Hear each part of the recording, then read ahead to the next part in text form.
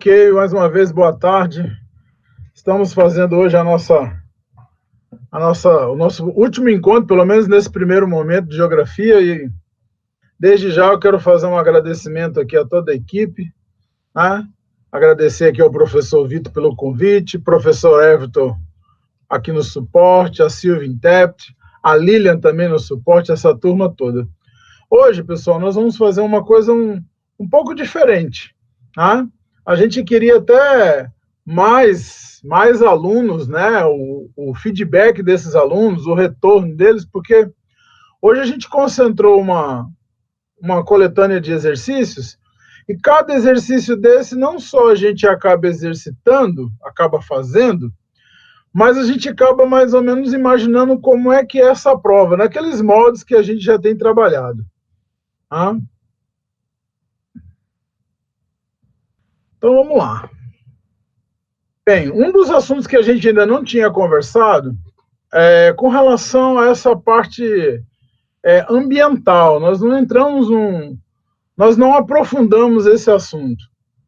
Eu estou colocando aqui nesse slide, lá na parte superior, como se fosse assim um título, mas na verdade não é um título, é para você ver o quanto esse assunto ligado ao meio ambiente ele está presente nas provas do Enem.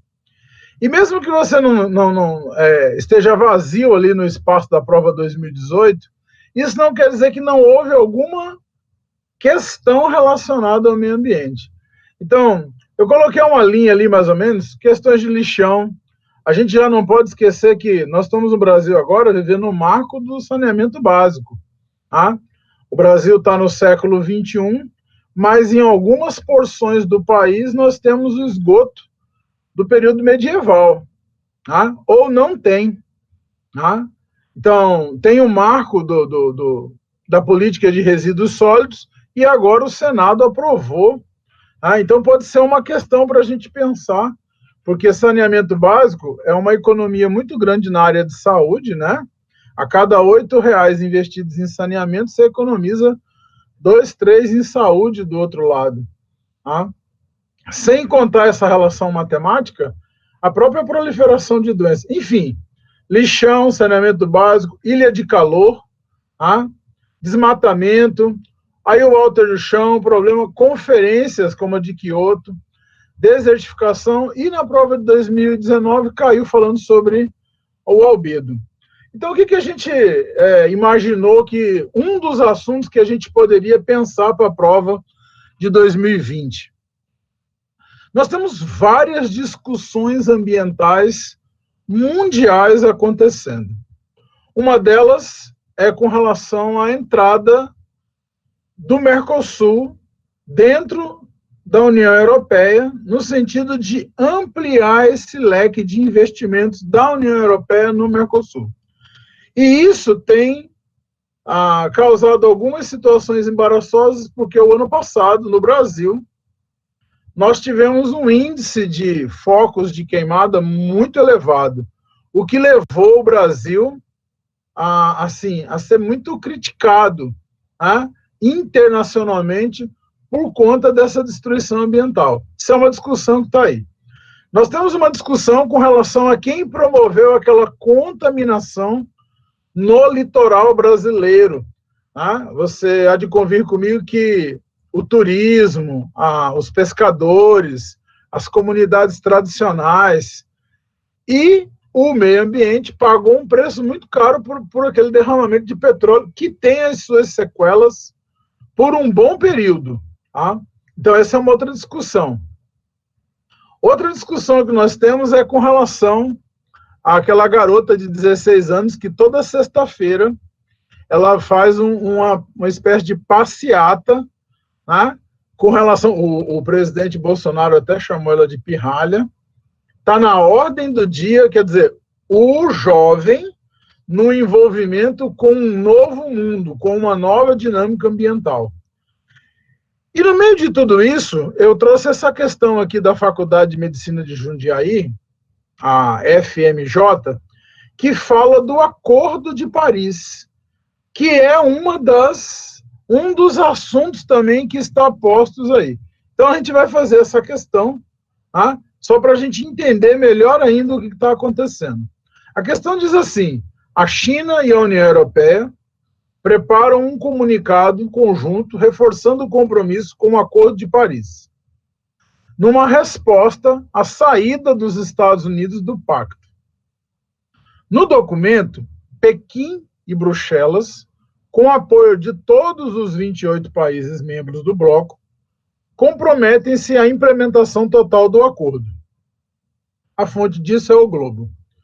Então, questiona-se, o Acordo de Paris, desestabilizado pela saída norte-americana, tem como um dos seus compromissos é a suspensão de metas de despoluição para os países emergentes, é a realização de investimentos na prospecção de novos campos de petróleo, é a transição para a utilização em grande escala de energias limpas, é a redução de empecilhos à circulação de pessoas em região de fronteira, ou é o estímulo à livre concorrência no mercado global de produtos e serviços?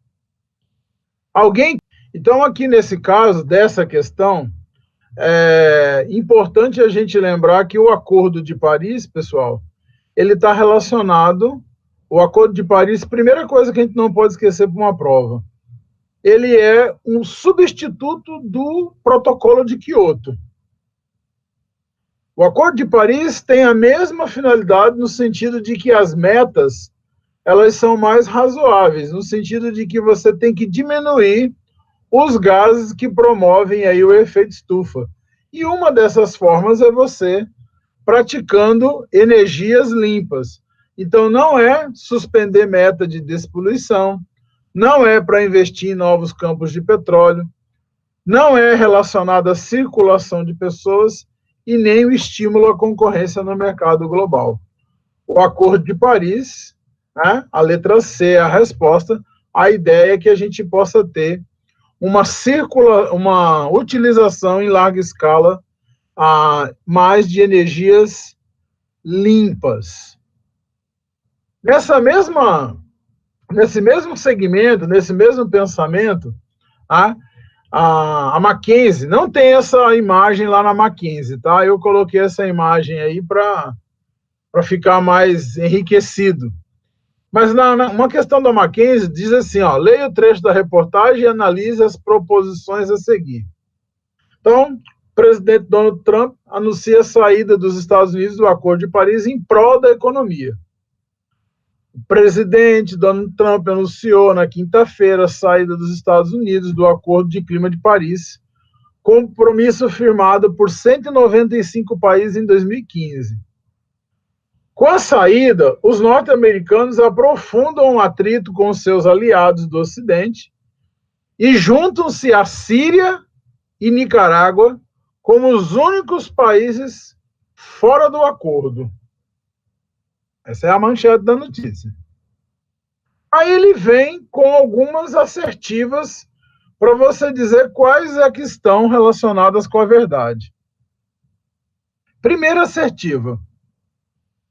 O Acordo de Paris é uma iniciativa que estabelece mecanismos para que os países limitem o aumento da temperatura global e fortaleçam a defesa contra os impactos da mudança climática? Assertiva 2. Um dos argumentos utilizados por Trump ao fazer o anúncio mencionado na reportagem é que o Acordo de Paris oferece a outros países uma vantagem injusta sobre a indústria americana, destruindo empregos nos Estados Unidos. Assertiva 3. O Brasil, por meio de documento oficial, comprometeu-se a reduzir em 10% as suas emissões de gases estufa até 2030, em relação ao montante registrado em 2017 e em 15% até 2050. Assertiva 4. Considerando o país que mais emite poluentes na atualidade, os Estados Unidos adotam uma postura inversa à de 1997, quando ratificaram o protocolo de Quioto. É correto afirmar que é apenas o número 1 que está certa? A 1 e a 2? A 2 e a 3, a 3 e a 4, a 2, 3 e 4. Bom, começando aqui de baixo para cima, na assertiva 4, os Estados Unidos não ratificou também o protocolo de Quioto. Então, isso não é uma postura inversa. Então, com isso, já não pode ser nem a letra E e nem a letra D. Esses dados do Brasil, será que esses dados são verdadeiros? Será que o Brasil se comprometeu a reduzir até 2030 10%? É muito. É muito mais do que 10%. É isso, não é? Vamos discutir, vamos pensar. O presidente americano, na assertiva 2, ele realmente fala muito sobre que seria injusto por conta da destruição de empregos nos Estados Unidos. E a número 1, o acordo tem essa finalidade. Vamos lá, vamos ver então. A resposta é 1 e 2, pessoal. Letra B. Então, tanto a 1 como a 2, tranquilo. Mas com relação ao Brasil, é importante a gente saber que até 2025, não é 2030, ou seja, daqui 5 anos, e a promessa do Brasil foi reduzir não 10%, mas 37%. E não é comparado com o que ele fez em 2017. É comparado com os níveis de 2005. Então, vejam vocês que essa é uma questão que envolve alguns dados, importante para a gente ter uma noção sobre o Acordo de Paris. E a saída dos Estados Unidos por conta dessa situação do emprego, mesmo sendo o que mais polui. Porém, a postura não é inversa de 97, né? Eles não ratificaram.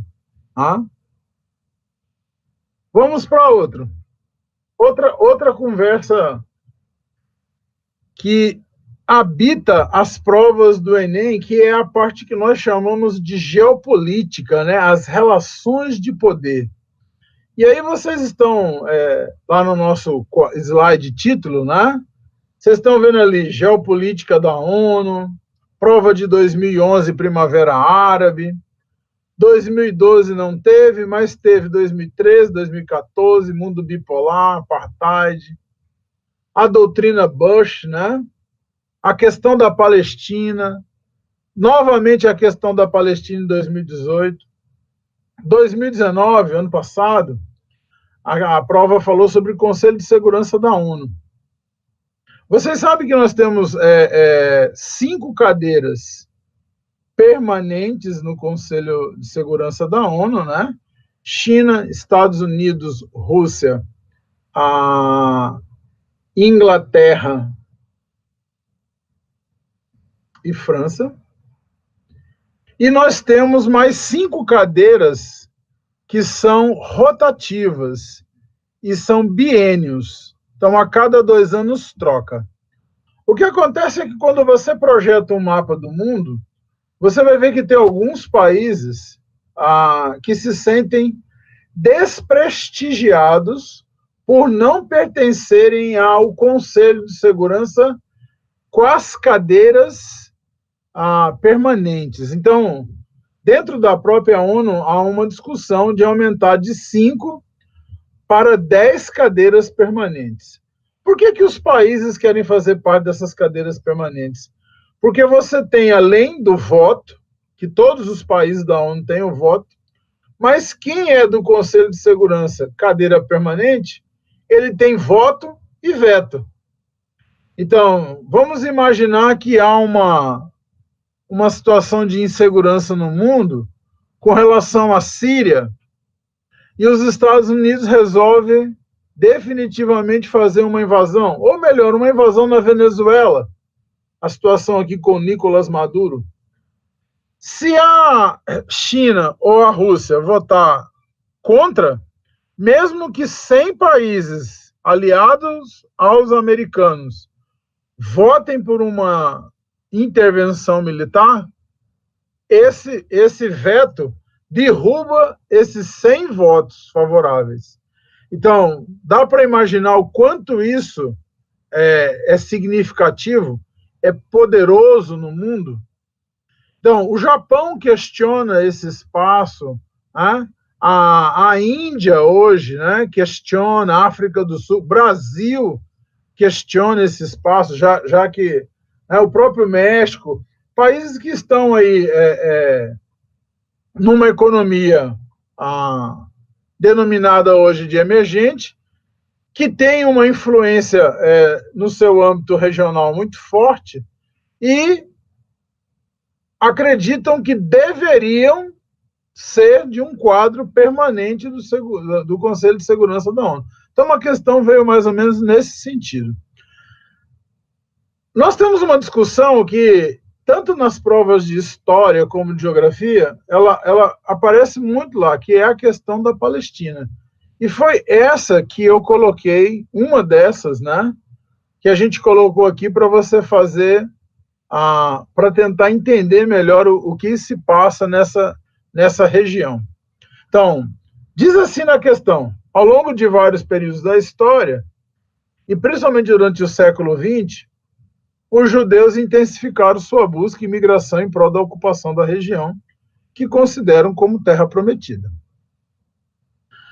Para quem é um assíduo leitor do Velho Testamento, lembra que essa área que a gente chama de Israel é a terra prometida, dentro daquela miscigenação entre os filisteus, os árabes e os cananeus,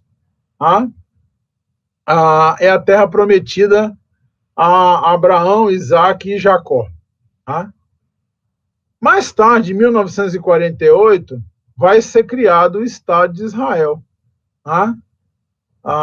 E nessa área esteve entre os vários fatores que desencadearam discórdia com os palestinos que também habitam a região. A busca ideológica e religiosa dos judeus pela terra, que consideram ser sagrada, é chamada de... Então, assim, essa terra foi prometida lá no Velho Testamento para os judeus, os israelenses. Ao longo da história, os judeus, primeiro lá na Babilônia, e depois, no Império Romano, os judeus acabaram sendo expulsos, né, que é o movimento chamado de diáspora. Tem toda uma situação com o Holocausto, porque quem é o proprietário dessas terras em 1947 é a Inglaterra, e aí a Inglaterra, via a ONU, vai devolver essa terra aos palestinos, né? E os palestinos vão fazer essa busca ideológica e religiosa, esse retorno, já que eles consideram esse lugar sagrado. E aí, qual que é o nome, né? O Enem está querendo, né? Essa questão não foi do Enem, mas, enfim. O que ele está querendo que você interprete aí? Isso foi a inversão diásporica? Não, não foi. Tá? Não é essa a resposta. Isso é o judaísmo? Também, apesar de falar de busca religiosa dos judeus, isso não é o judaísmo. Isso aí, a resposta é o sionismo, movimento sionista, que foi criado por um judeu, o Hertz, lá no século XIX, para o retorno. Mas importante nessa questão ainda é a letra E, a intifada. Porque no Enem desse ano pode aparecer exatamente o que é intifada. E a intifada é porque Israel, pessoal, tem um poder muito grande. Israel tem um poder muito grande, inclusive é considerado país desenvolvido. Fabricante de armas poderosas, a metralhadora INA, uma das melhores metralhadoras do mundo é de fabricação israelense. Quando tem um conflito entre palestinos e israelenses, os israelenses vão com um aparato, com um poder bélico muito forte. É caça, é tanque, é míssil, é fuzil AR-15. E os palestinos, no entanto, eles vão com pedras, com paus, com revólver 38, com punhal. Então, assim, é bem desigual a luta. Isso levou os palestinos, principalmente dentro do Hamas, e aqui no Brasil não era considerado até um tempo atrás, né, grupo terrorista, mas hoje está classificado, tá? A ataques terroristas, porque é quase que impossível eu fazer um conflito armado com Israel por conta da infraestrutura bélica dele. Então, esses movimentos populares contra os israelenses, mesmo desprovidos desse aparelhamento bélico, mais pela causa, mais pela, vamos dizer assim, mais pela paixão do que pela razão, tá? É a intifada. Tá? Mas porque eu não aguento mais a opressão, esses são intifada. Mas para essa questão aí, é o movimento sionista. Só para você ter uma ideia do que nós estamos falando, nesse slide aí, você está vendo aí, Palestine Loss of Land, 1946 para 2005. O que isso significa? Perda de terra palestina entre os anos de 1946 até 2005. Então, quando começou a ser tratado, vocês estão vendo ali, Palestine Land, né, terra palestina, na cor verde, e Jewish Land, que significa terra judaica, né, que é o que está na cor white, né, branco. Então, em 1946, pessoal, olha só, olha o tamanho da Palestina quando isso aqui pertencia à Inglaterra. Aí começou a se traçar, dentro da ONU, um plano para o retorno do povo palestino para Israel. Então, vejam que as primeiras delimitações foram essas daqui, ó. Você deixou a Palestina, com essa parte aqui. Isso que vocês estão vendo aqui, onde está o cursor, isso aqui é a faixa de Gaza, tá? A famosa faixa de Gaza. Então, considere que Israel já ia ter uma quantidade muito grande de terra. Só que Israel começa a fazer os conflitos. Você tem conflito do Yom Kippur, Dia do Perdão, você tem a Guerra dos 6 Dias. Vários conflitos vão acontecendo, Israel contra a Cisjordânia, Israel contra o Egito, Israel contra a Palestina. Olha o que acontece até 1967, olha o tamanho já que está Israel, e olha 2005. Praticamente sobrou a faixa de Gaza e algumas áreas, alguns assentamentos aí destinados aos palestinos. Por isso é que esses países árabes, eles têm uma relação com Israel, assim, de não confiança, né? Uma relação de que Israel se apossou das terras, Israel foi além daquilo que estava estabelecido pela ONU, ninguém fez nenhum tipo de intervenção contra os israelenses, muito pelo contrário, os israelenses são amigos muito próximos dos Estados Unidos, teve aval americano nesses avanços, instigou aí o terrorismo, e hoje a situação que você tem é essa daqui, ó, do Estado, quem é palestino, a gente chama na geografia de pátria pária, né, povo páreo, que é um povo sem território, né, apesar de estar aqui, o Israel considera isso tudo, e aí vem de novo o Enem, o Enem pode trazer a seguinte questão para você aqui. Por que, se tem este cenário, por que Israel está tão interessado em Jerusalém? Lembra que o presidente Bolsonaro até falou que ia abrir uma embaixada brasileira em Jerusalém, depois ele aliviou o discurso, virou um escritório. e eu não sei nem se abriu o escritório, porque a situação do primeiro-ministro israelense, o Benjamin Netanyahu, é uma situação meio delicada hoje pelo seu enfraquecimento político na região. Tá? Mas olha essa questão. No âmbito da partilha da Palestina, realizado após uma série de debates e acordos diplomáticos, a cidade de Jerusalém seria considerada. Então, você tem aí um mapa e pergunta, pô, e a cidade de Jerusalém, como é que ia ficar aqui? Então, Jerusalém, letra A, seria parte do território judeu, mas de livre acesso pelos árabes?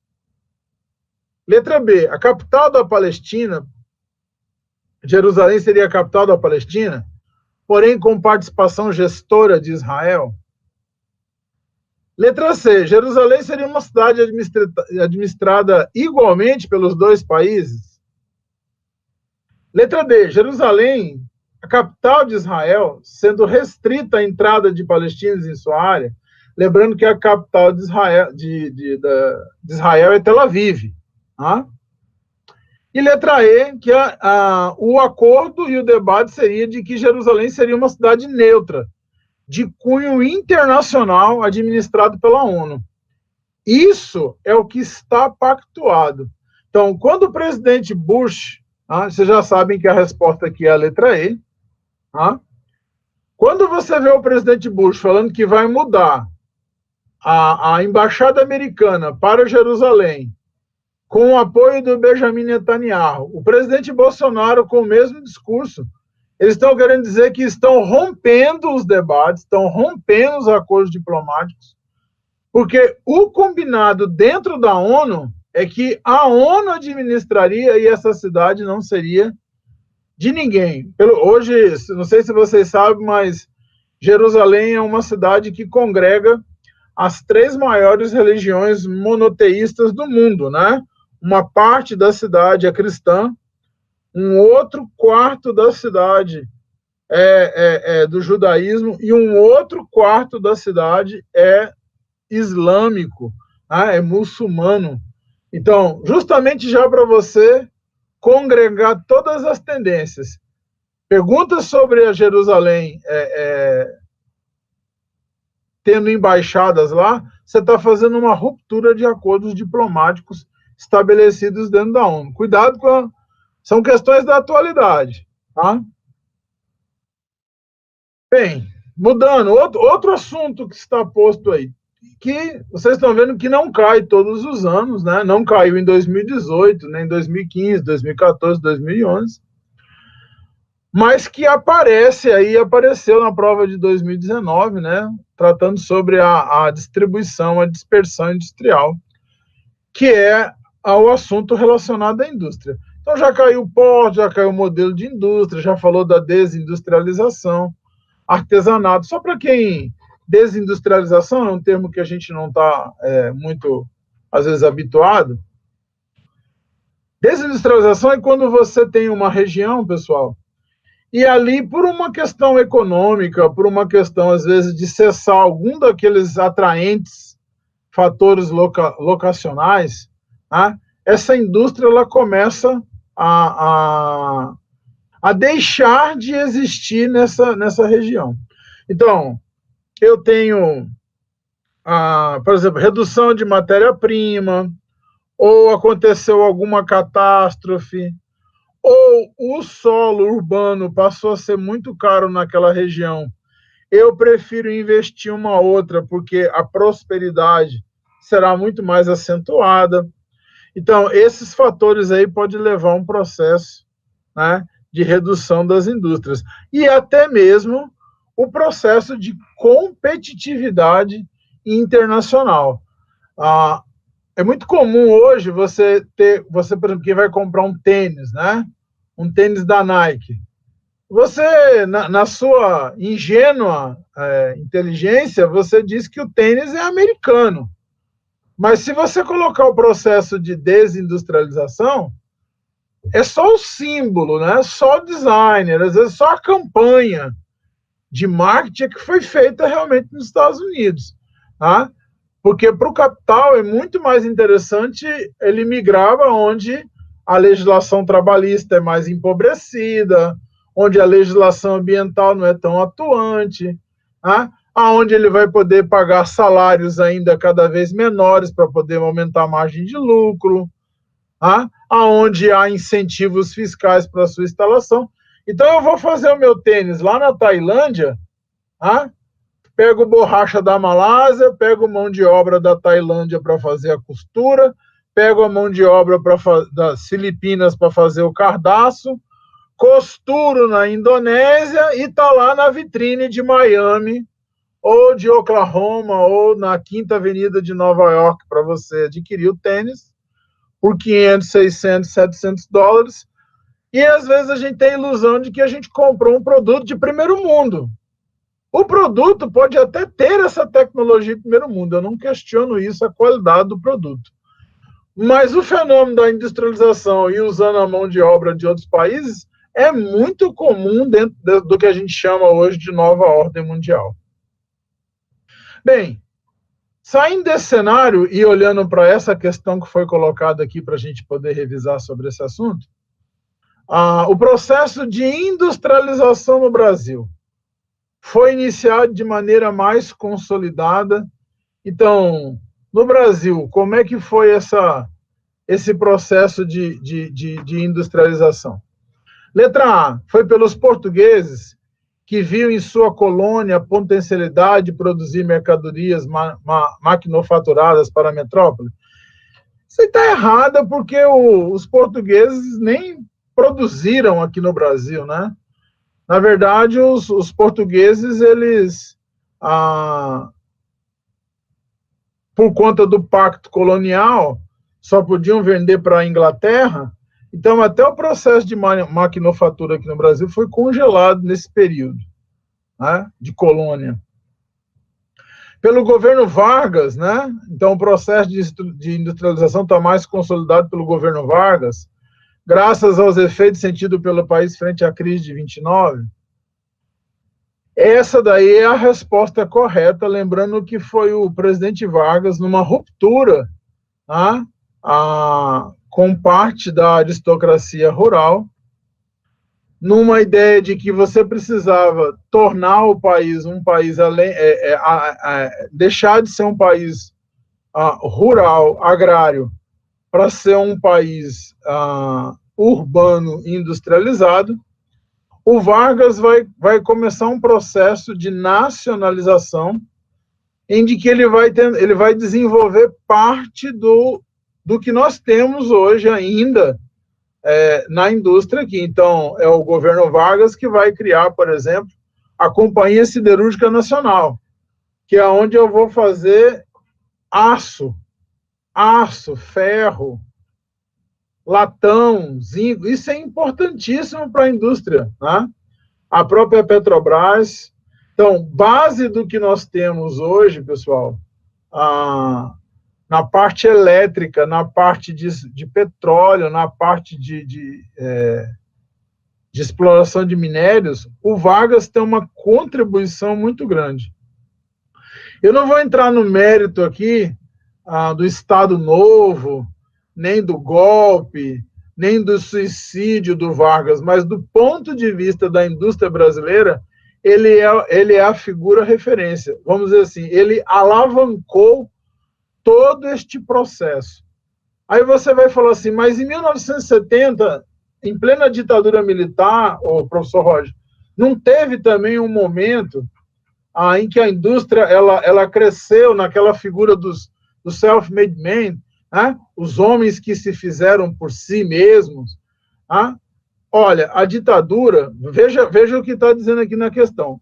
Pela ditadura, que se preocupou em mobilizar a mão de obra excedente das grandes cidades em função da ocorrência do êxodo rural, na verdade, foi uma sequela, tá?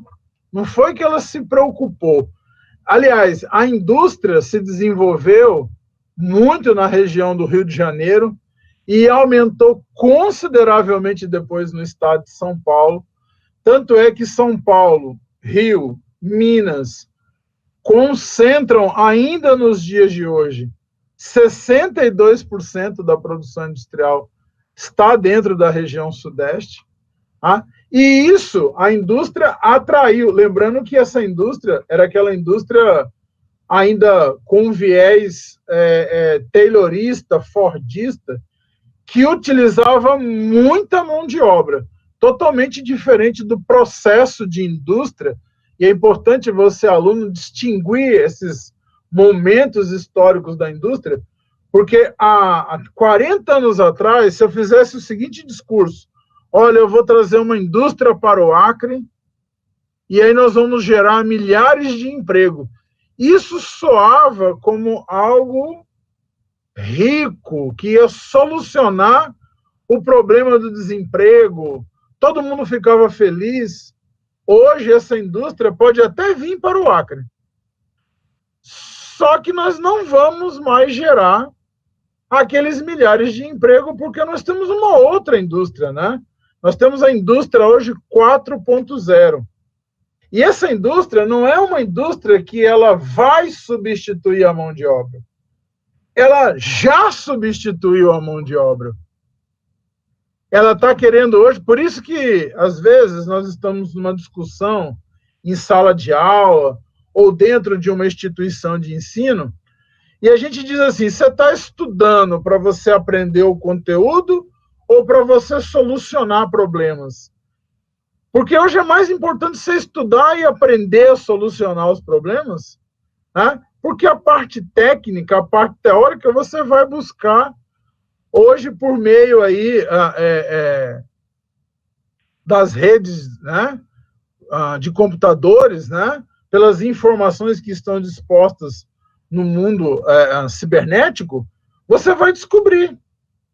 Nós estamos agora, por conta da pandemia, antes eu até conversava aqui com o professor Everton, nós vamos ter que nos habituar com essas aulas, habituar com esses encontros em que nós não estamos nos vendo no sentido, nós não estamos nos tocando, né? A imagem que nós temos é uma imagem virtual.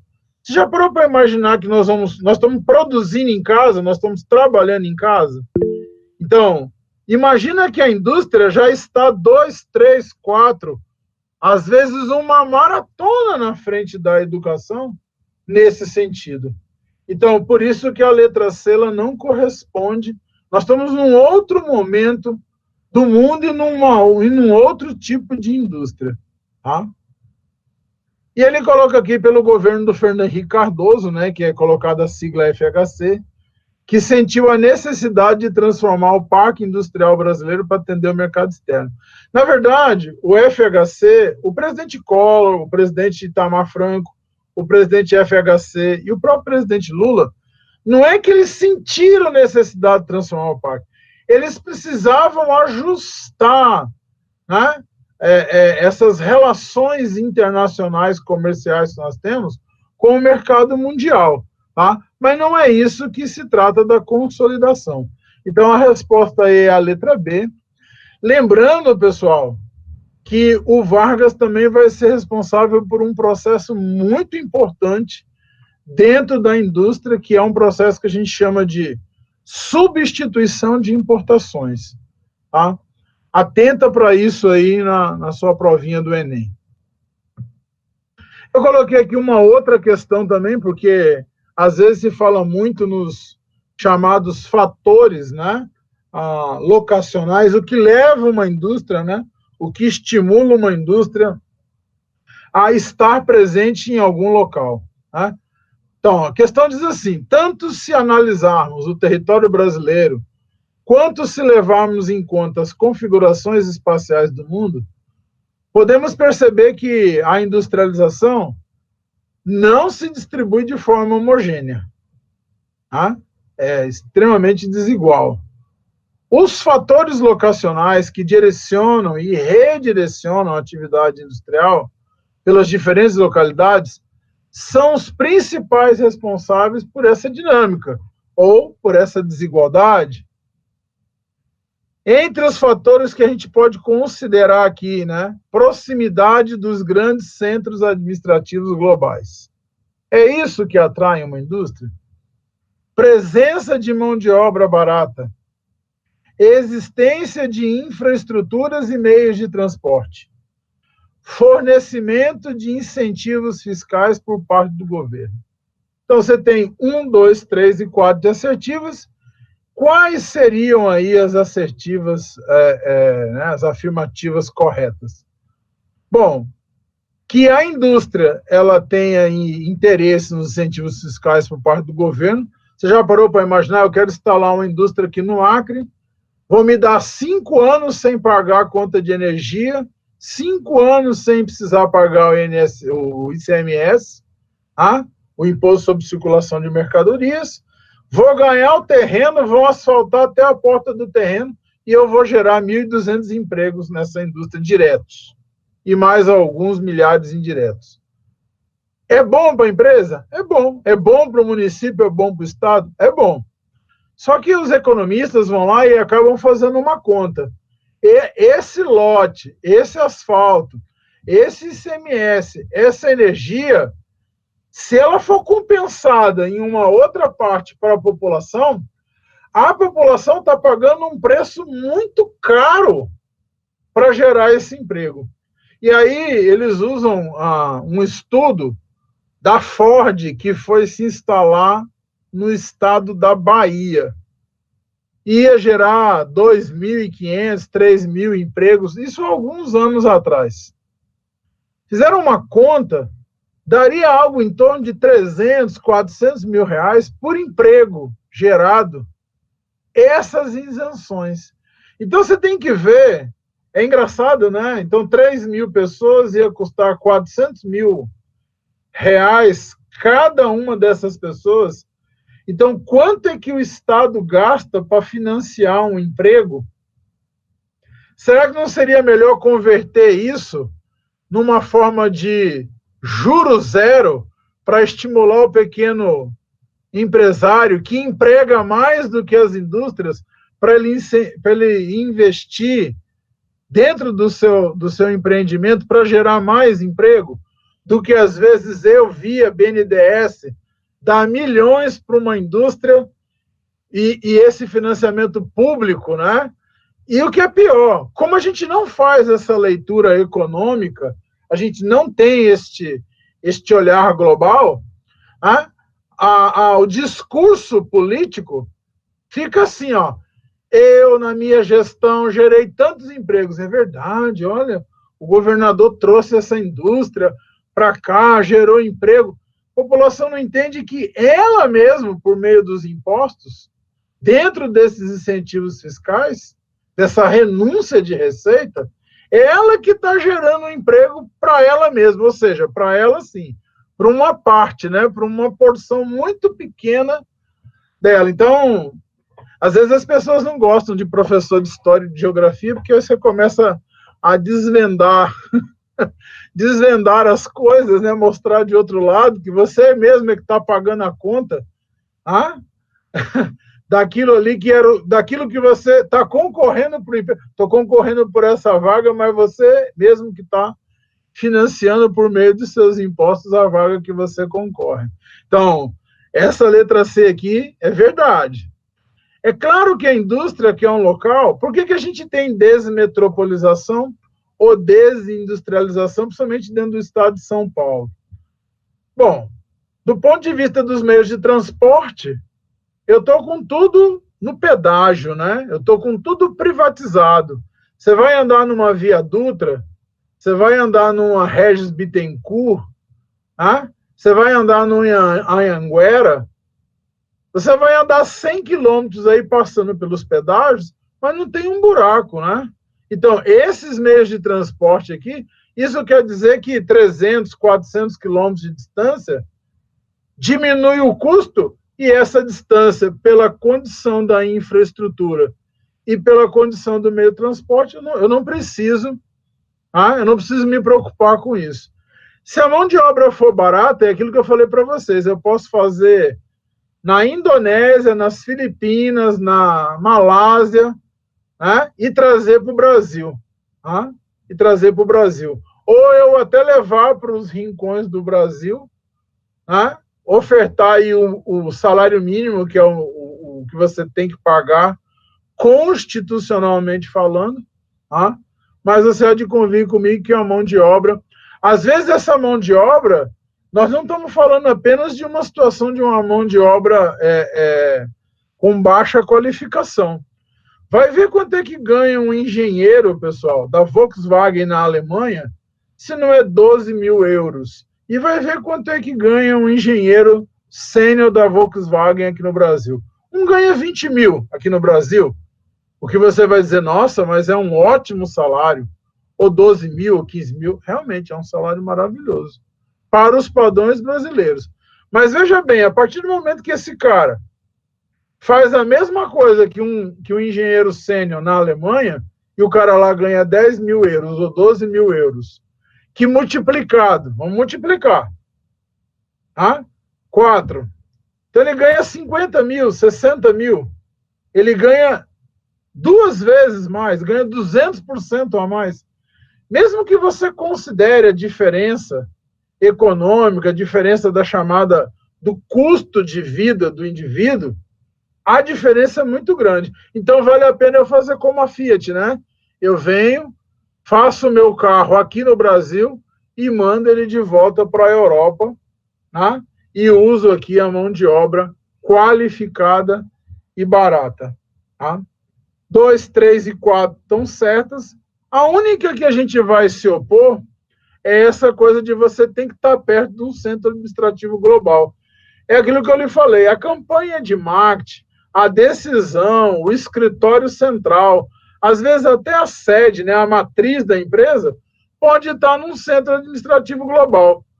Mas não é esse fator locacional aqui que determina o que é o principal responsável. Portanto, 2, 3 e 4 são aí as verdadeiras. Eu não preciso, nos dias de hoje, tá? Essa matriz está aqui do meu lado para que eu possa aumentar a minha produção. Dentro da geografia, nós temos um outro assunto, que é a parte que trata da economia. Tá? E eu novamente eu coloquei aqui para vocês, né, o nosso título, e aí vocês vão ver aí que você tem o BRICS, né, organograma dos setores. Esse organograma dos setores, você está falando sobre o setor primário, secundário e terciário da economia. Para quem não sabe, o primário é as atividades relacionadas à terra, o secundário é a atividade ligada à indústria e à construção civil, e o que sobra praticamente é do setor terciário. Comércio, serviço, governo, telecomunicações, transporte, enfim. Tá? Aí nós temos aí a crise econômica, e de 2012 para cá tem um cenário interessante com relação a essas questões. Observe que aqui tem relações de trabalho, desemprego, globalização, qualificação, trabalho, desigualdade de regionais e emprego, aí vem bloco, e de novo aqui qualificação profissional. Eu posso dizer para vocês que nos últimos 7 anos tem assumido, né, essa prova da geografia tem assumido muito sobre quem somos nós, trabalhadores, no mundo atual. O que nós vamos fazer com a nossa mão de obra no mundo de hoje? Como é que nós estamos nos preparando para isso? Nós estamos entendendo que nós estamos num processo, praticamente nós vamos passar a nossa vida inteira numa transitoriedade, no sentido de que eu sou um eterno aprendiz, eu sempre preciso estar buscando, né? Então, você não vai se formar, arrumar um emprego e parar. Você vai se formar e aquilo vai ser apenas uma porta que você vai abrir. Você tem mais umas 10 ou 20 para abrir ao longo da sua vida. Então, no passado, as pessoas, nos anos 70, você terminava uma faculdade, era quase como se você fosse um produto, né? Pronto e acabado. Hoje é o contrário, você vai estar com 70 anos, você tem que estudar, porque o menino de 30 já entende muito mais daquele assunto, às vezes, do que você que passou a vida inteira até repousando sobre esse assunto. Então, profissionalmente, Essa é uma realidade. Só que isso, pessoal, isso tem feito desdobramentos na vida do trabalhador. Aí você vai ver enfraquecimento de sindicato, flexibilização do trabalho. A gente vai estar vivendo um período da nova mais-valia. Né? Eu gosto de chamar de nova mais-valia. Porque quando o Karl Marx fala em mais-valia, ele está te explicando o lucro que o patrão tem sobre você. Tá? Ou você trabalha horas a mais e isso não é pago, tá? Ou você trabalha por um salário, trabalha muito e isso não corresponde ao salário que você recebe, mais-valia. Ou eu coloquei uma máquina e aí a sua produção vai lá para as nuvens e você continua ganhando o salário mínimo. Tá? Mas hoje, no modelo toyotista, tem uma outra coisa muito bacana. Eu chamo a empresa de família. Mas quando é para te explorar, quando é para dividir o lucro, você é empregado mesmo. Tá? Então, olha que bacana. Bacana para os empresários, né? E ruim para os empregados. Tá? Vamos fazer uma reunião hoje à tarde? Qual a ideia que você tem sobre isso? Aí você tem um insight naquele momento e dá uma ideia maravilhosa. E eu aplico a sua ideia e aumento o lucro na minha empresa. Quantos por cento eu coloquei para você por conta dessa ideia? Às vezes você é a pessoa que está lá nos serviços gerais. Você continua fazendo os serviços gerais. Às vezes eu não lhe dei nem um muito obrigado. Isso é a nova mais-valia. Então eu lhe agrado, eu te trato como família. Pode levar o bicho de estimação. O importante é o que você produz. É importante tudo isso? É importante. Porque quanto mais você estiver feliz, maior é a minha mais-valia.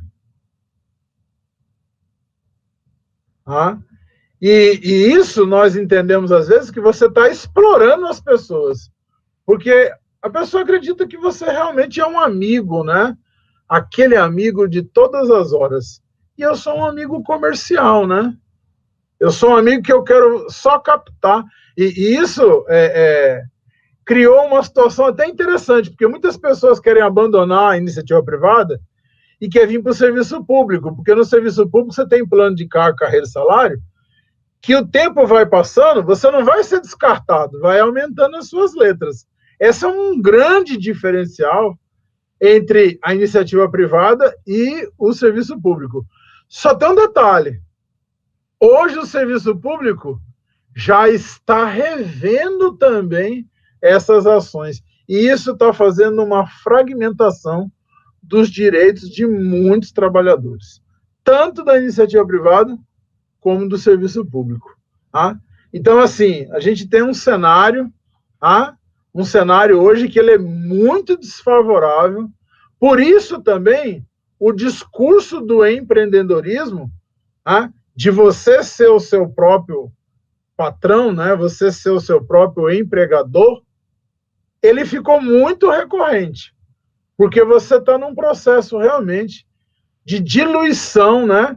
Alguns autores falam até de fim do emprego, daquele emprego de carreira de 20, 30 anos, né? Entro como auxiliar e vou até a vice-presidência dessa instituição. Isso é cada vez mais incomum, né? Incomum. É mais fácil você achar uma pulseira de ouro no meio da rua do que, às vezes, você ter alguém para se dar um exemplo desse daí. Tá? Quando tem o exemplo, ele é extremamente pontual. Tá? Então, esse é um cenário que a gente tem que considerar na prova do Enem e todas essas discussões. Mas antes de a gente falar um pouquinho mais disso daí, eu separei aqui uma que fala sobre o bloco, né? Ou melhor, não é bloco, né? Mas os BRICS, né? Então, quem que são esses BRICS, né? O que está acontecendo, esses países emergentes? E aí fala aqui, para você marcar a incorreta, né? A letra A é um grupo formado pelos países considerados emergentes, formando um dos maiores blocos econômicos do planeta, atrás apenas da União Europeia. Letra B, formado por Brasil, Rússia, Índia, China e África do Sul. O BRICS é um acordo internacional diplomático entre as nações consideradas emergentes. Até 2011, a sigla era conhecida apenas por BRIC, sendo alterada após a inclusão da África do Sul no grupo. E letra D, recentemente os BRICS vêm discutindo sobre a criação de um banco internacional próprio do grupo, paralelo ao Fundo Monetário Internacional e ao Banco Mundial. Olha que legal. Como ele quer a incorreta é a letra A, porque o BRICS não é bloco econômico, ele não é comparado com a União Europeia, com NAFTA, com o Mercosul, com a ALCA, com a PEC, não é isso. Mas olha que importante, letra B, eu acho que muita gente sabe, né, que BRICS significa ali Brasil, Rússia, Índia, China e África do Sul. Letra C, talvez alguém não saiba que foi em 2011, mas o S acrescentado, virando BRICS, foi por conta da inclusão da África do Sul. Então, B e C estão corretas. E talvez a mais importante para nós, pensando no Enem 2020, os BRICS estão se tornando poderosos porque a Rússia tem um poder militar muito forte. A China, hoje, é a segunda maior economia do mundo. A China, hoje, ela tem relações comerciais com o mundo inteiro, vende para o mundo inteiro. Vide que tudo que... Até máscara, pessoal. A gente aprendeu a fazer máscara aqui na pandemia, mas as máscaras são compradas da China. Respirador, e aí o valor aumentou, eu só posso ofertar daqui 60, 90 dias. Olha o poder da China, e é um dos BRICS. Ela é um dos BRICS. Então, esses países, eles têm discutido, olha, em vez da gente depender lá do BID ou do Fundo Monetário, a gente poderia criar o nosso próprio banco para a gente se autoajudar. Veja, então, que eles estão começando a criar, e a China é a grande locomotiva disso, eu estou começando a incomodar, né? Eu estou começando a dizer, olha, nós não queremos só ser emergentes, nós queremos ser mais do que isso, queremos ser desenvolvido. A China quer dominar o mundo, está investindo em recursos militares, praticamente hoje a exploração mineral na África do Sul está nas mãos dos chineses. Então, além da tecnologia, além de exploração de minerais, além de aumento no efetivo militar, a China está em todas, é do Conselho de Segurança, protege a Coreia do Norte, interfere lá na Síria. A China emprestou 65 milhões para o Nicolás Maduro e não aceita aquele Juan Guaidó entrar no lugar do Maduro, independente se a eleição teve fraude ou se o Maduro é um ditador ou não. A China primeiro quer receber a parte que interessa. Quer dizer, a China está com seus dedos, braços, mãos, tentáculos espalhados por todo mundo. Então, a resposta incorreta aqui é a letra A.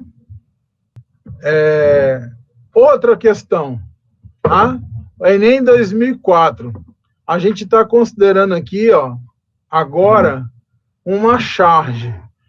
Então, você tem uma charge, falando do engraxate, é da questão de 2014. Veja lá que não há vagas, E você tem um trabalhador engraxando o sapato de uma máquina, de um robô. Aí você tem no outro quadro ali alguns robôs utilizando... Um está segurando um parafuso, quer dizer, eles mesmos estão fazendo a operação. E aí vem uma questão, considerando-se a dinâmica entre tecnologia e organização do trabalho, a representação contida no cartoon é caracterizada pelo pessimismo em relação a... Então, é uma situação de pessimismo. Então, você está vendo aí a ideia de progresso? Eu não posso dizer que a ideia de progresso é uma ideia pessimista, né? Eu tenho uma dinâmica da tecnologia, da organização. Concentração do capital. Para alguns, eles podem até olhar como o capital, a concentração do capital, como pessimismo. Porém, se você for olhar individualmente, todas as pessoas, o sistema capitalista, ele converteu tudo em mercadoria, e o conceito de felicidade para o sistema está naquilo que você consome ou naquelas coisas que você possui. Olha, fulano é bem sucedido porque ele ganha bem. E por que que eu, lá na zona rural, ganhando pouco, não posso ser tão feliz ou tão bem sucedido como uma pessoa que tem... A gente até fala, mas Roger é diferente, né? Isso não pode. Mas isso é de cada um. Né? Vejam que os conceitos eles estão alterados. Noção de sustentabilidade, que não está se trabalhando isso. Né? Organização dos sindicatos. Bom, a gente vai entrar aqui numa questão que trata da flexibilização ou da redução, né? Alguns autores gostam de usar a palavra precarização da força de trabalho. O que é precarizar a força de trabalho? Eu cada vez tirar mais os seus direitos, né? E aí, com o enfraquecimento da organização de sindicatos, isso ocorre com muito mais força. E aí aqui é um exemplo claro. E aí não dá para a gente falar que é a obsolescência dos equipamentos, porque quando você fala aqui, eles não são obsoletos, pelo contrário, eles estão reinando aí no mundo. Tá? Então, a letra D aqui é a nossa resposta. Então, da mesma forma que eu disse há alguns minutos atrás, que a indústria está diferente, o trabalho também está diferente. Tá? E cabe a nós, né, você pode até fazer uma criticidade acerca disso, porém, você vai ter que se adaptar, e até a sua criticidade vai ter que se adaptar a essa nova realidade que a gente tem, a tecnológica e, como eu disse, já não é mais de substituição. Tá? Roger, o que é uma indústria 4.0 que você disse ali? Como é que a gente pode entender indústria 4.0? Indústria 4.0 é quando você já trabalha em harmonia com as máquinas, né? Então, não é que elas vão te substituir, elas já fazem parte. Então, eu tenho que pensar o seguinte: quão criativo serei eu daqui 5 anos para que uma inteligência artificial não venha aqui e não faça... Se eu for dar aula só lendo slide, a inteligência artificial vai fazer isso. Então, se eu não for capaz de adentrar o mundo desse aluno, interagir com ele, vivenciar, criar expectativa nele, tá? Que profissional serei eu daqui 5 anos? Porque a inteligência, num primeiro momento, a gente vai usar agora as aulas online, mas daqui a pouco uma inteligência artificial vai fazer isso no nosso lugar. Essa é a razão, isso é a discussão de tudo isso que está ocorrendo conosco nesse exato momento. Tá? E essa questão aqui, apesar de ser de 2014, essa questão está mais atual, mais evidente do que nunca. Então, façam aí as suas reflexões. Tá? Outro assunto importante, tá? É com relação à população. E aí, novamente, você tem um slide aí, tá? E nesse slide a gente tem aqui o que? Esse tema...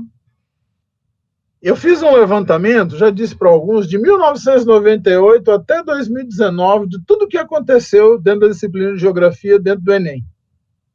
Eu li, estudei e resolvi as provas de geografia de 98 a 2019 e saí fazendo um comentário em cima de cada uma. Eu levei aí uns 2 anos para fazer tudo isso. Então, eu montei um jeito. Por isso que cada vez que eu vou falar num pré-ENEM, num preparatório, mas como é que você sabe? Porque eu já olhei tudo isso. Eu estou colocando de 2010, mas eu podia puxar. Por que eu não vou 2009, 2008, 2007, 2006? Eu não vou, porque houve uma dinâmica diferente no MEC, na prova de 2009 para cá. Então, por isso que a gente trabalha de 2009, 2010 para cá, para você ver. Mas esse assunto população, ele mora dentro das provas do Enem. Esse aí sou convicto que quem for fazer a prova do Enem vai enfrentar uma questão acerca disso daí. E aí você vê lá, distribuição, população interna, migração, distribuição, minoria, imigração, taxa de fecundidade, fluxo migratório, população europeia, migração interna, mulheres, frente pioneira, enfim, tem de tudo. Tá? Eu comecei com essa daqui, ó, só para a gente relembrar, né? De acordo com o Censo Demográfico de 2010. Por que a gente usa 2010 mesmo dando defasado? Porque o IBGE, pessoal, é o órgão oficial no que diz respeito à geografia e estatística.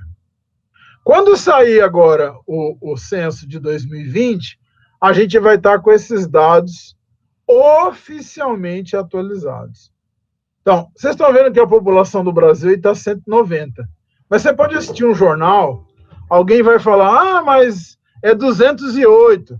Outro vai falar 209. Outro vai falar 210, 205, 211. Bom, tudo bem. Vamos ser coerentes? Mais de 200 milhões hoje, porque a gente não sabe, na verdade, né, nessa amostra, em que pé que isso está. Então, a gente precisa do IBGE para dar um parâmetro. Tá? Para dar um parâmetro. É claro que nós temos uma estimativa, tá, de taxa de natalidade anual que permite você fazer essas correções anualmente, mas é o censo que dá a oficialidade a esses dados.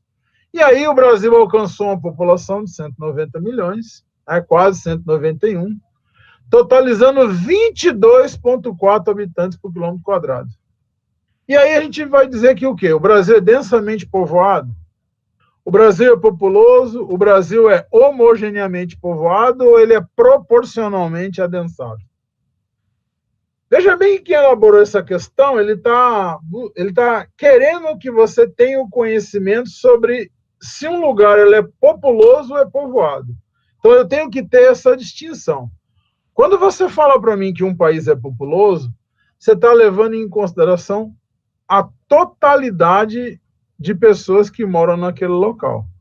Então, se você está falando de 190 milhões, o Brasil é um país populoso. Ah, mas por quê? Porque tirando a China, que tem quase 1 bi e 400 milhões, a Índia, que está com 1 bi 200 e alguma coisa bilhões, 1 bilhão e 200 milhões. Tirando os Estados Unidos, que está aí com seus 310, 315 milhões de habitantes. Indonésia, que está com seus 200 e tantos milhões. Vem o Brasil. O Brasil é o quinto maior país em população do mundo, com mais de 200 milhões. Então, o Brasil é um país populoso. Porém, quando você coloca esses 200 milhões de brasileiros, ou esses 190 milhões, dentro do país e vai ver a distribuição, você vai ver que o Brasil é tenso, né? Você tem um peso no litoral e a gangorra está lá em cima no que diz respeito ao povoamento. Então, o Brasil é densamente povoado? Não é densamente povoado. Ele é pouco povoado, ele é mal distribuído. Os autores de geografia dizem que se nós tivéssemos uma boa distribuição da população, nós poderíamos ter 400, 500 milhões de pessoas no país tranquilamente. O problema é que não é assim. Então, você tem gente concentrada demais em alguns lugares e vazios. Por exemplo, nós que somos amazônidas, né? Moramos aqui na Amazônia. A Amazônia, você vai pegar um barco no interior aí, do Amazonas ou do Acre, ou do próprio Pará. Você vai andar um dia inteiro de barco sem ver uma pessoa. Vai ter lugares de 2 habitantes por quilômetro quadrado, 3, 4, 5 habitantes por quilômetro quadrado. Você sabe o que isso representa? Um vazio demográfico, né? Muito grande. Então, ele não é densamente povoado, ele não é homogeneamente povoado, e ele não é proporcionalmente adensado, ou seja, a palavra aí é populoso, a resposta é a letra C.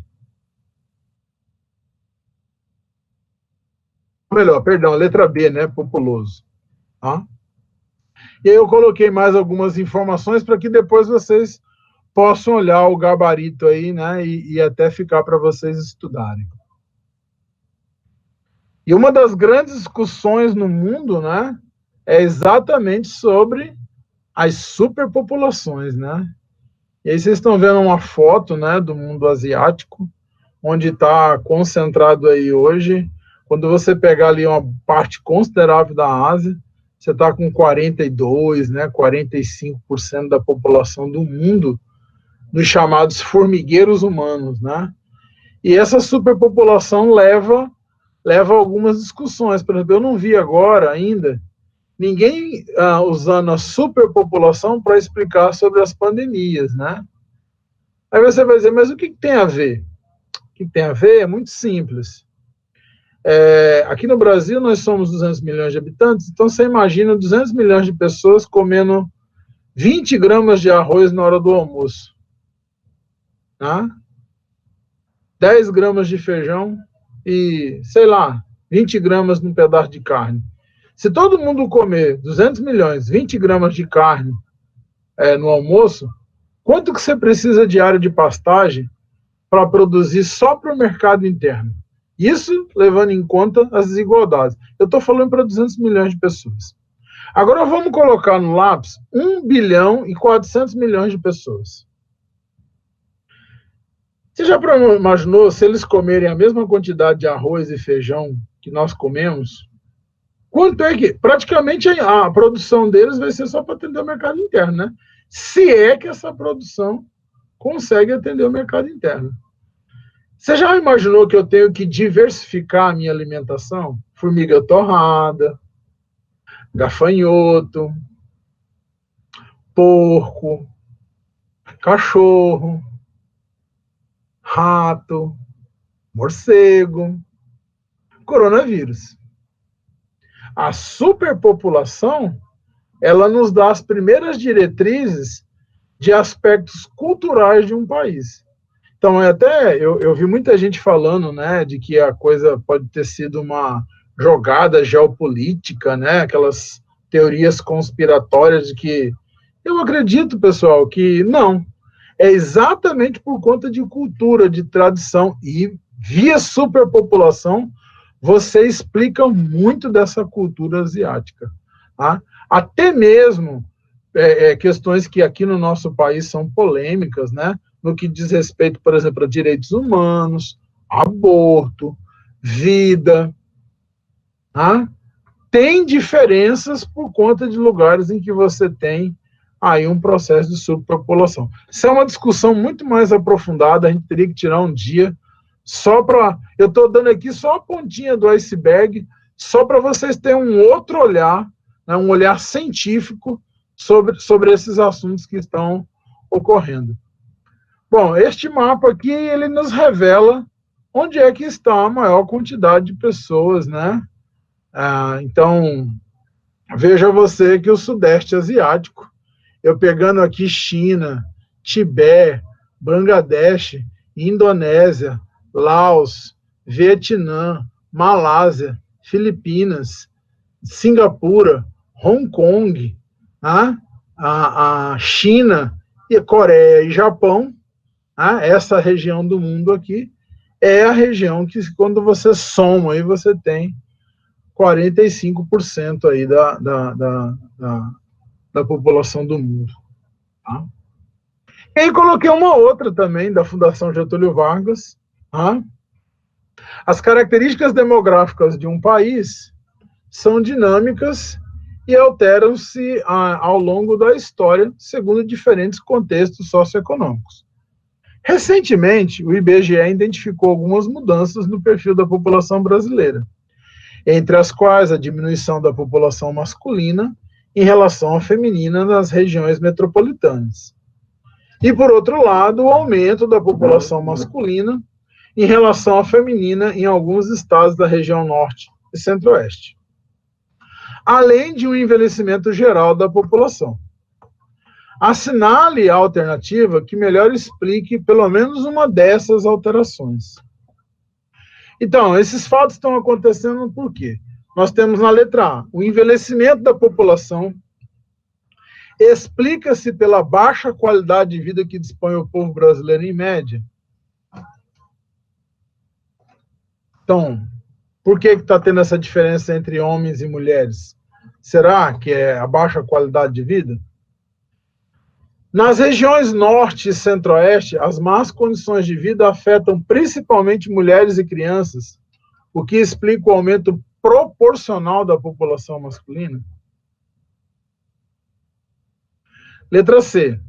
A violência nas regiões metropolitanas envolve mais a população masculina, o que ajuda a explicar a diminuição proporcional dessa população em relação à feminina nessas regiões. Letra D. O aumento da população feminina nas regiões metropolitanas explica-se pelo êxodo rural, ou seja, a busca de trabalho nas frentes agrícolas pela população masculina.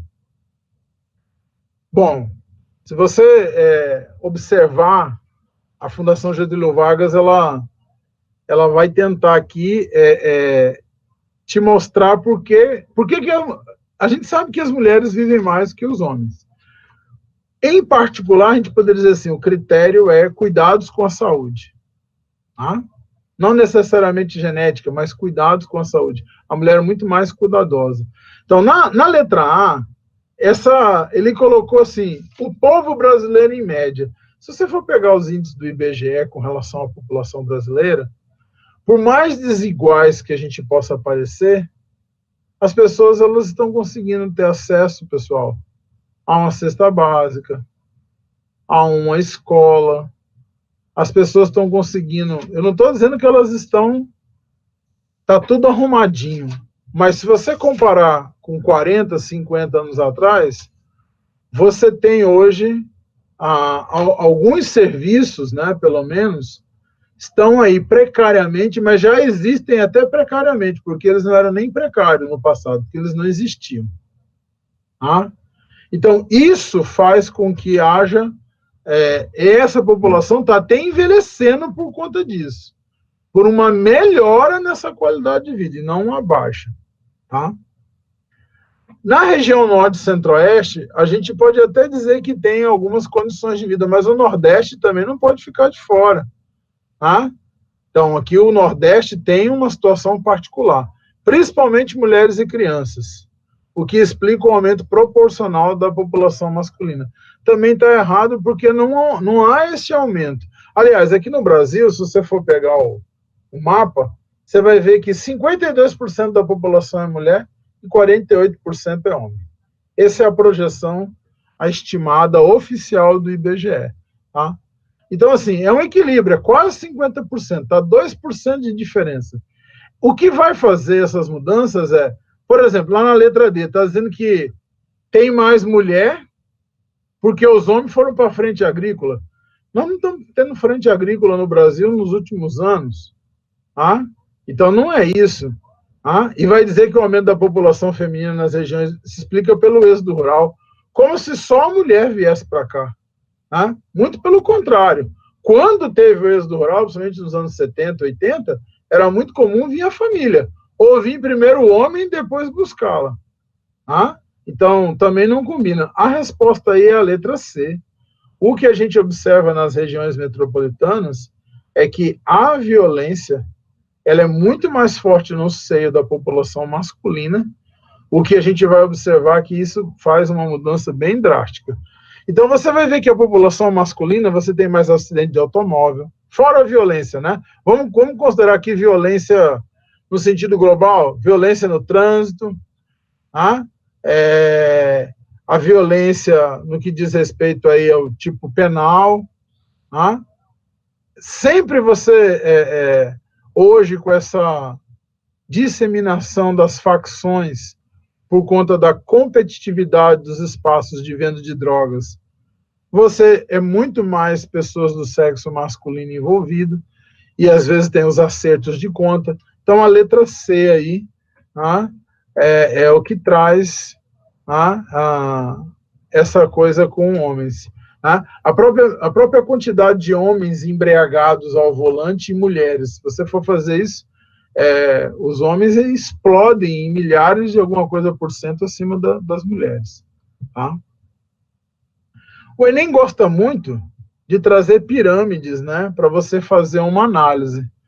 Então, pensando exatamente nessa questão e pensando na prova do Enem, eu trouxe aqui para vocês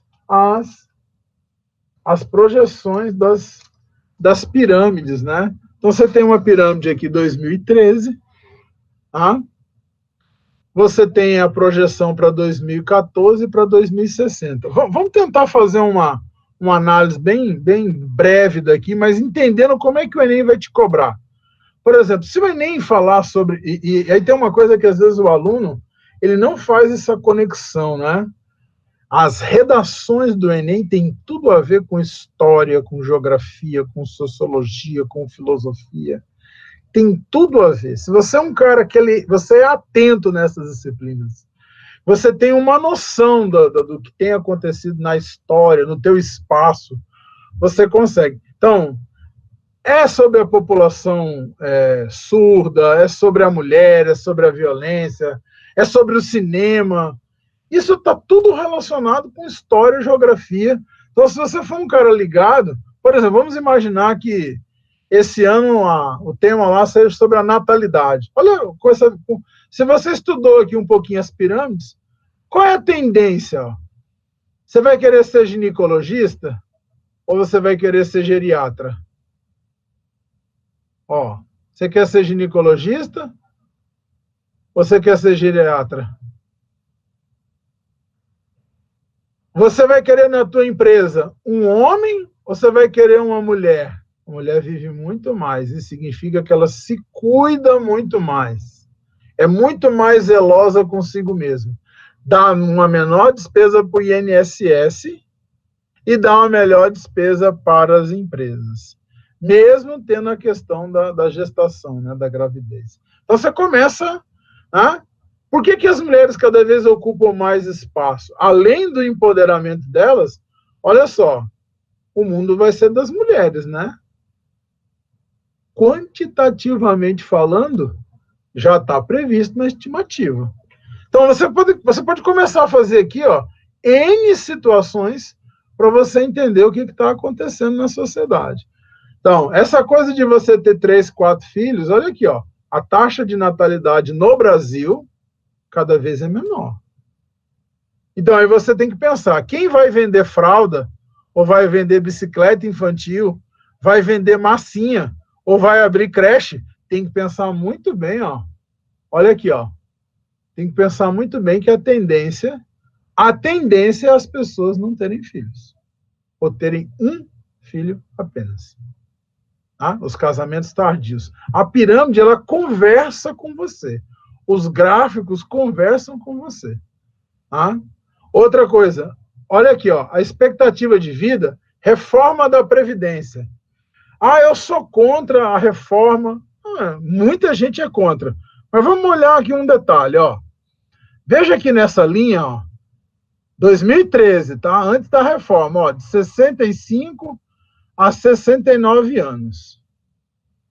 Olha a previsão em 2040 na mesma linha de quantos homens e quantas mulheres você vai ter.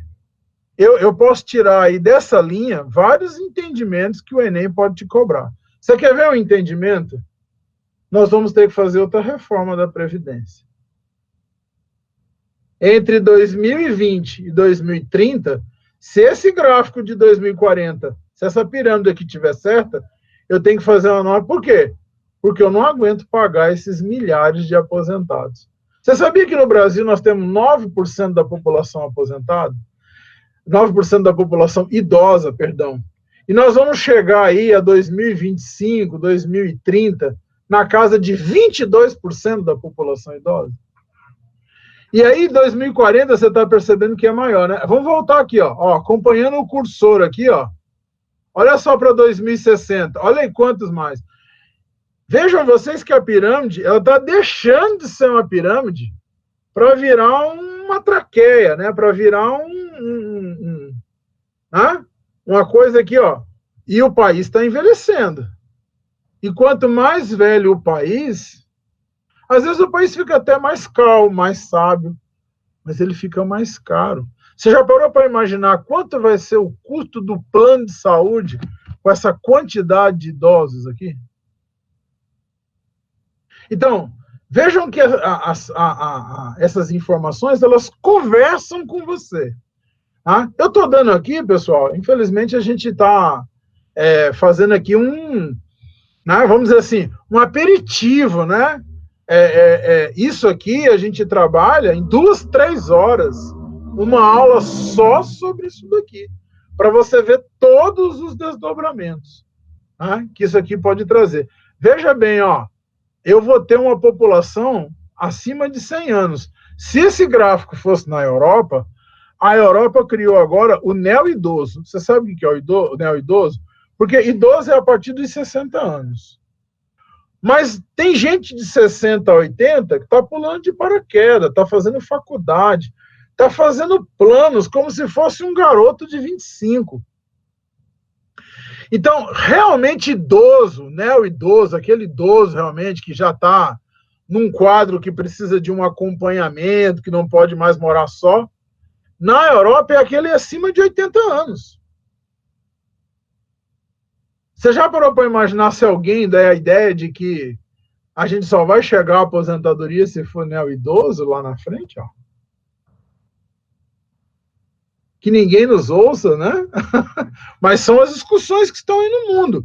É só para vocês entenderem o quanto o país não é mais um país jovem, né? É um país hoje adulto, do ponto de vista das pirâmides, e o quanto a população está envelhecendo.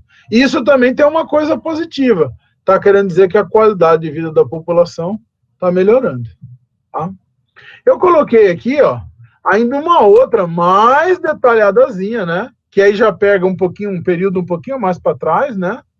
1980, aí coloca 2010, e aí a projeção para 2050. Uma vez, um aluno me perguntou assim, mas professor, homens e mulheres não tinham que ter a mesma idade para se aposentar? Pessoal, na Europa, homem e mulher têm a mesma idade. Aqui no Brasil, é porque nós temos uma sociedade ainda muito arraigada, muito patriarcal, muito machista. Então, essa coisa do homem ser um partícipe na vida da mulher, nos afazeres domésticos, na comunhão da vida, é uma coisa que nós estamos processando. Isso tá tendo um processo de modificação. Mas eu não duvido nada que alguém possa propor lá na frente que, em vez de 65 para o homem e 62 para a mulher, como está na reforma hoje, seja 65, 66, 68 para os dois no processo de aposentadoria. E alguém vai propor isso não porque ele é contra as mulheres. Primeiro, a gente vai ter que corrigir questões culturais na nossa sociedade.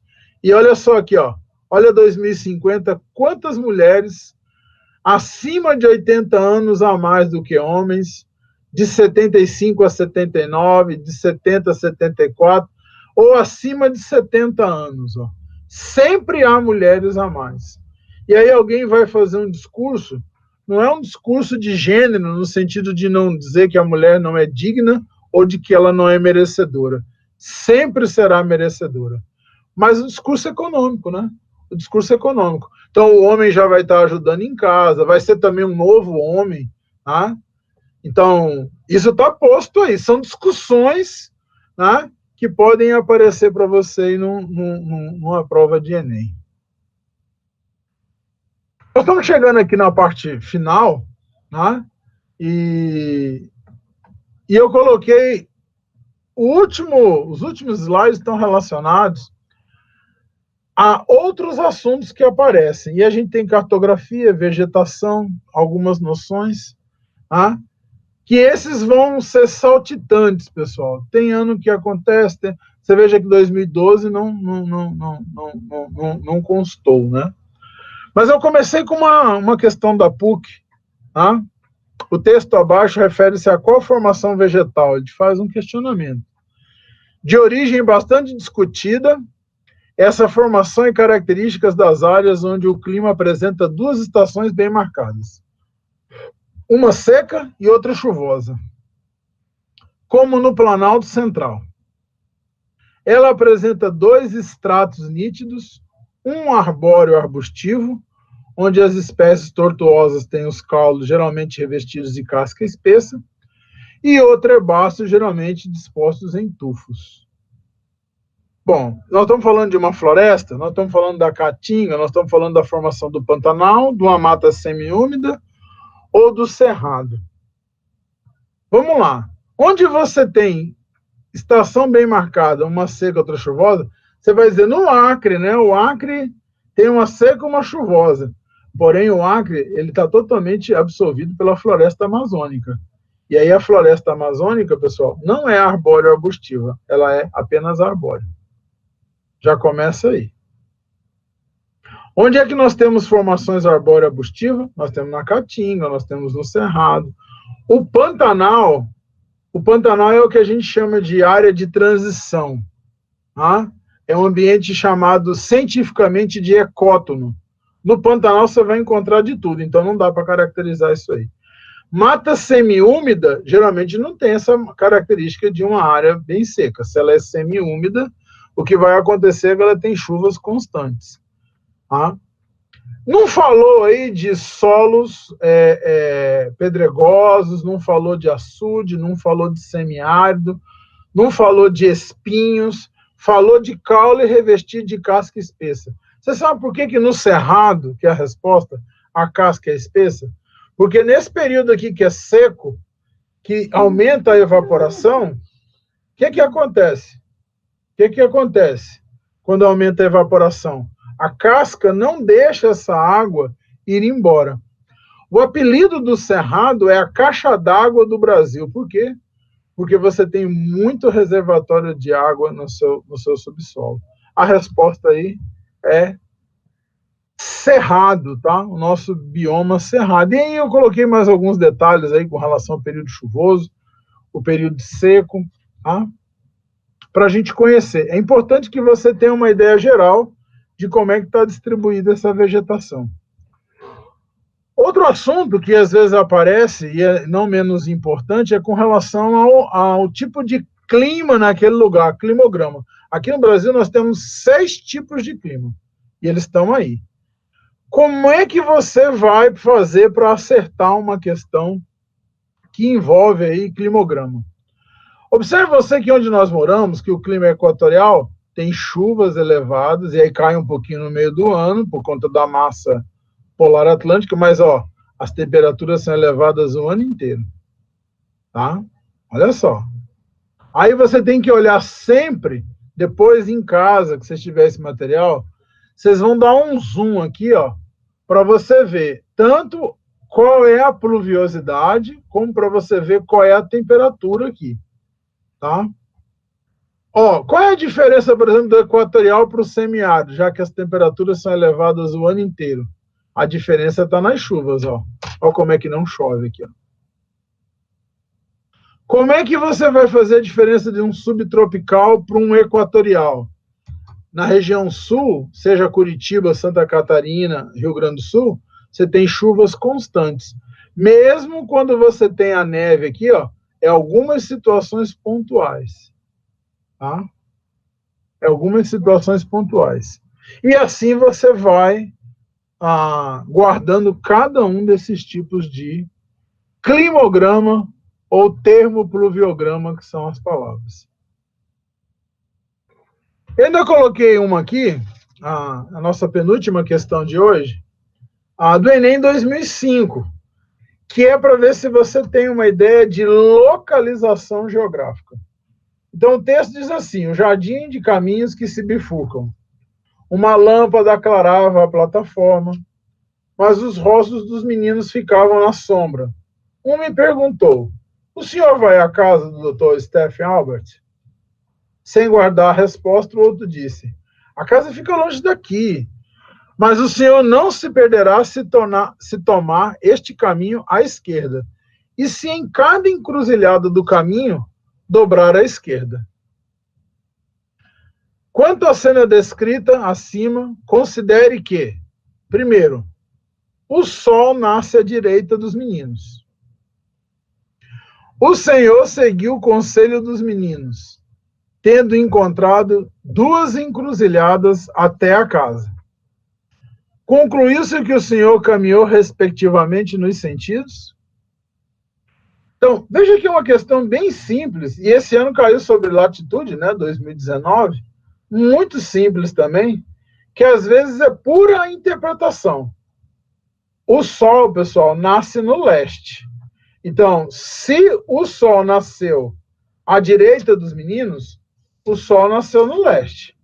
Se eles vão caminhar, a casa fica longe daqui, mas o Senhor não se perderá se tornar esse caminho à esquerda. Então vamos imaginar os meninos, o Sol nasceu à direita, leste.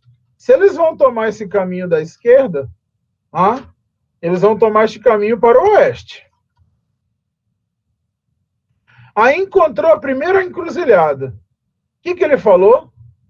Mas o Senhor não se perderá se tornar esse caminho à esquerda e em cada cruzilhada dobrar à esquerda. Então foi no oeste, dobrei à esquerda. Se eu dobrar à esquerda aqui, eu vou para o sul. Porque a outra possibilidade seria o norte, mas como é a esquerda, eu vou para o sul. Em descendo no sul, aí ele falou que eram 2 encruzilhadas. A hora que eu encontrar outra, eu vou para o leste, eu vou voltar para cá. Então, conclui-se que ele caminhou, respectivamente, no oeste, no sul e no leste. Então, tá aí os meninos, para a gente ver se a gente consegue entender melhor. O Sol está à direita. E aí, isso são noções para que você tenha aí a rosa dos ventos. Ele deu a dica que para ir para a casa do senhor Stefano, você precisava pegar o caminho à esquerda. E que na primeira encruzilhada, você dobrava à esquerda de novo. E quando você chegasse na outra encruzilhada, você dobrava à esquerda de novo. Quando você vai na primeira, você ia para o oeste. Se você dobrou à esquerda para o sul, se você dobrou de novo à esquerda, a leste. Por isso, a resposta, letra A, oeste, sul e leste. Se você fez essa sequência, você chegou à casa do senhor Steph. E para a gente ir para o nosso último aqui, questão do caderno azul, né, 89, 2019, você sabe que quanto mais aumenta a latitude, pessoal, mais as temperaturas diminuem, porque a incidência do raio solar, ele deixa de ser direto para ser oblíquo, né? Um raio solar oblíquo, o que acontece? Ele não atinge diretamente a Terra e ele atinge uma área maior, ou seja, ele esquenta menos. Por isso que quanto maior a latitude, menor a temperatura. Só que, além disso, nós temos um outro detalhe ainda. A Terra tem um eixo e ela não é assim, né? Ela não é assim, ó. Ela é assim, ó. Ela tem 23 graus de inclinação. Isso quer dizer que se você pensar a Terra assim, ó, se você pensar a Terra assim, e aqui o eixo, o que vai acontecer? Tem lugares em que eu vou ter longas noites, até às vezes 24 horas de noite no inverno, e correspondente 24 horas de dia no outro hemisfério. Então, por isso que aqui na Antártida nós temos um fenômeno chamado Sol da Meia-Noite. E nós temos também lugares onde, por exemplo, você quer viajar para a Inglaterra, né? Vamos à Inglaterra em janeiro. Você vai estranhar, né? Porque o sol aparece 9h30 da manhã e quando for 15h30 escurece. Aquele chá da tarde da Europa no inverno, na verdade, é um jantar às 17 horas. Então, vamos lá. Moradores de Utqiagvik passaram 2 meses quase totalmente na escuridão. Os habitantes dessa pequena cidade no Alasca, o estado dos Estados Unidos mais ao norte, já estão acostumados às longas noites sem ver a luz do dia. Em 18 de novembro de 2018, seus pouco mais de 4.000 habitantes viram o último pôr do sol. A oportunidade seguinte para ver a luz do dia ocorreu no dia 23 de janeiro, às 13h04, ou seja, eles ficaram do 18 de novembro até 23 de janeiro para ver a luz do sol de novo. O fenômeno descrito está relacionado com o fato da cidade ter uma posição geográfica condicionada por quê? É a altura do lugar, a altitude? Não é a altitude. É a longitude? Longitude é para fuso horário. É a maritimidade, que é a água controlando a temperatura? É a continentalidade, o solo? Não. Aí é a latitude a resposta. Tá? Eu estou chegando aqui ao final, nós estamos já com quase 2 horas de aula, e eu não poderia deixar aqui de fazer novamente agradecimentos à equipe, à iniciativa do IFA, que eu acho que esse é um aprendizado para todos nós, que essas aulas possam aí permanecer gravadas e que a gente possa cada vez melhorar mais. E, assim, uma mensagem que eu acho que é a mensagem universal para a nossa equipe de apoio, hoje com o Everton, com a Lília, com a Silvia, tá? E para nós docentes, e principalmente a razão de tudo isso, que é uma educação voltada para os nossos alunos. Mas, daquelas frases que estão no mundo da internet, né? Estude com a firme certeza que tudo que requer esforço e disciplina resulta em felicidade e grandes conquistas. Essa aqui é uma mensagem, e a que eu não poderia deixar, né? Eu uso para mim e curto muito isso, né? E simboliza, tá aí também no mundo das mensagens na internet, mas simboliza um pouco daquilo que a gente pensa, né?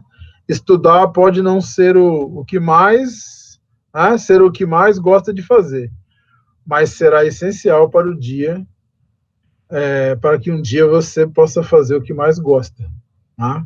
Então, vou deixar aqui com carinho, tá?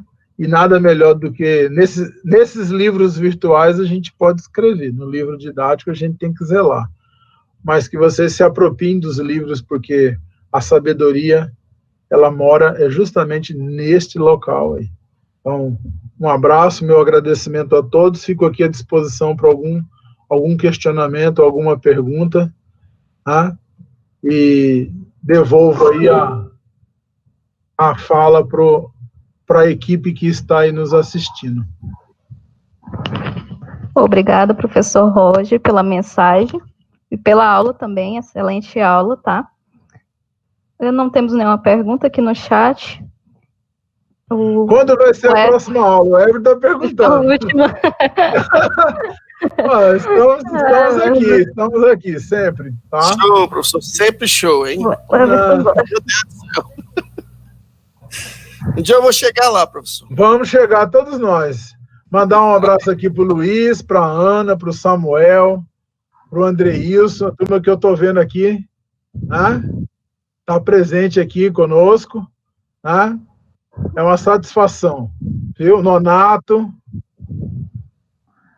Obrigada, professor. Um abraço a todos. Lá no YouTube tem até aluno do 7º ano, estava vendo aqui, lendo o chat lá. Olha aí. A gente está aqui, deixa eu ver aqui que tem no chat, tem alguma pergunta? Tá tudo bem? Não temos perguntas. De 25 anos, é? Tá sendo bonzinho. Não, sabe por que a gente chama assim? Foi até bom ele falar isso, ó. Uma dica. O IBGE, pessoal, classifica juventude dos 18 até os 29 anos, tá? Então, se você ainda tem 29 anos, você é classificado como jovem no país.